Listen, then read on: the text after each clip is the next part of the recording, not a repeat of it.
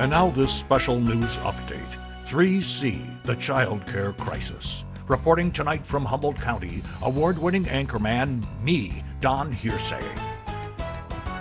We are now in day 2 of 3C, the child care crisis. It all began approximately 48 hours ago. On an otherwise normal day in Humboldt County, something very out of the ordinary happened. Child care providers suddenly, and without explanation, inexplicably disappeared. Hello? Where is everybody?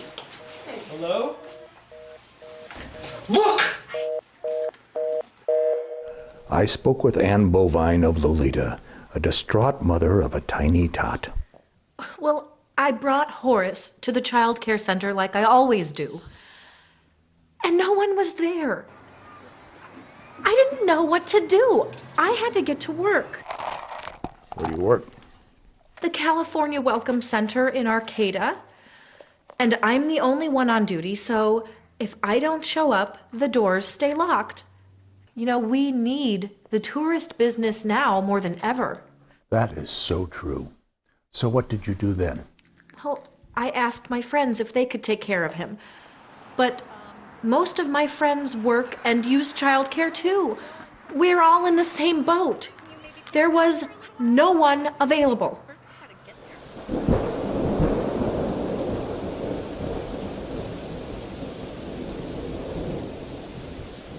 I then spoke with Jesse Ainsworth, a single father, stranded with his children.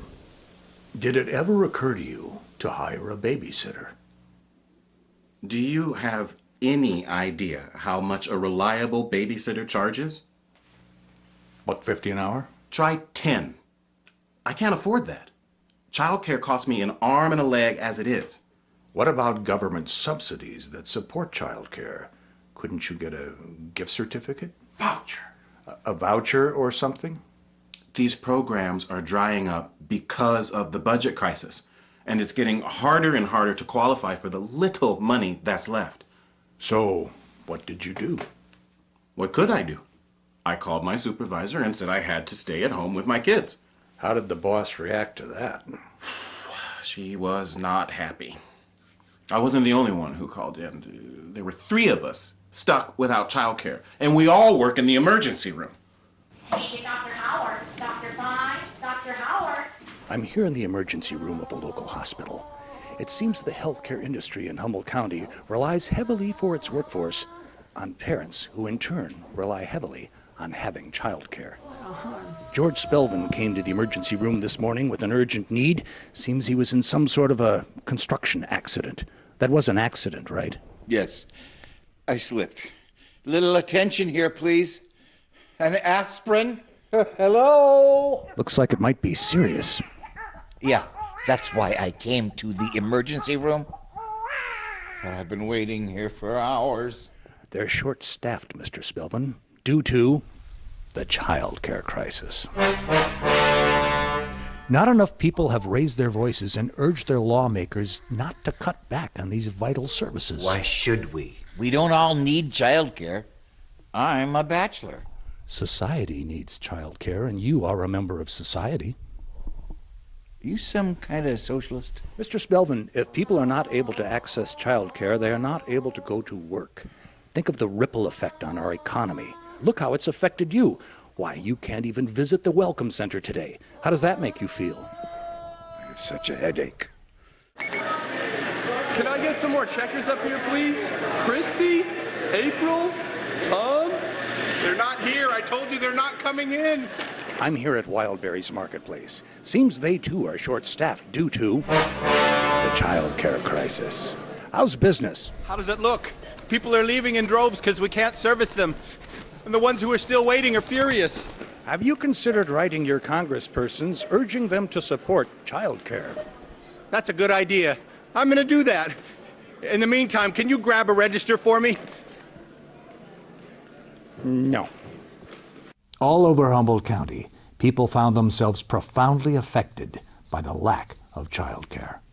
2 of my classes have been cut because my professors have to stay home. This means I can't graduate this year, and I can't afford to come back next year. My student loans have been maxed out.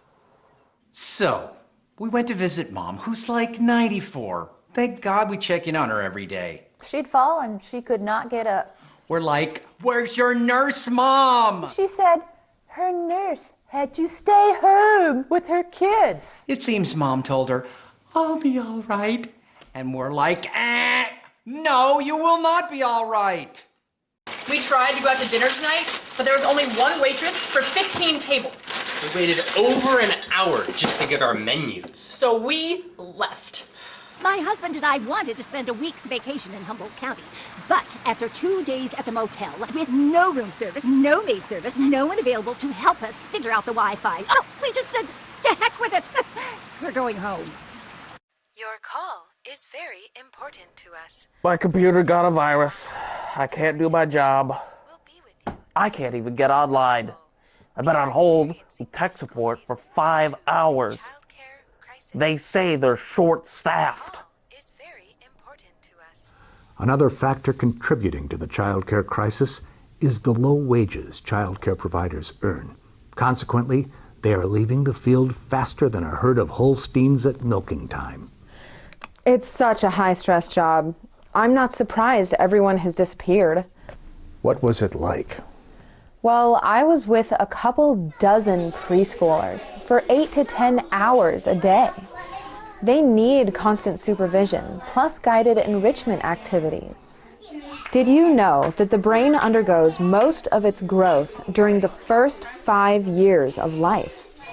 Early learning experiences shape the architecture of the brain and have a powerful impact on later capacity to learn.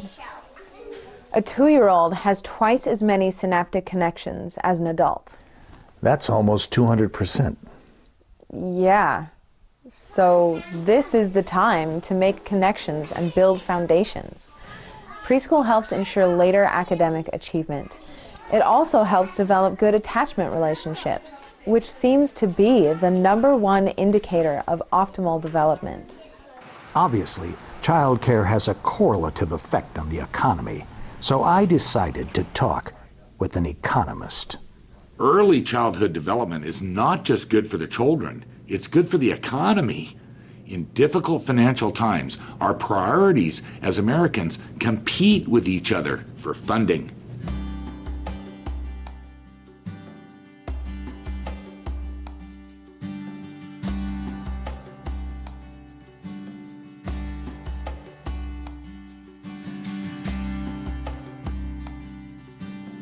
We would do well to remember that our children should always come first. Children who start life with high-quality early learning opportunities require fewer additional resources throughout their educational years. Quality childcare is an essential part of a healthy upbringing, a catalyst in preventing drug abuse and crime, and poverty. By investing in childcare now, the need for aid programs in the future diminishes.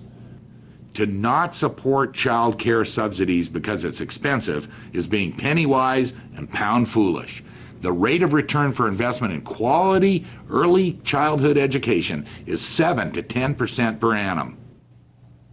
What does that mean in layman's terms? It means every dollar spent in child care yields $2 in economic output. 200%. My final interview would conclude our update in summary. I spoke with Eleanor Wilson, early childhood educator. From what we've learned so far, there's a strong case for making childcare our highest priority. What's your take on that? It is not an exaggeration to say that the strength of our nation is reflected in the strength of family units. The future of our society is contingent on how well we prepare our young children to be tomorrow's leaders. People need to let our lawmakers know that childcare should be our highest priority.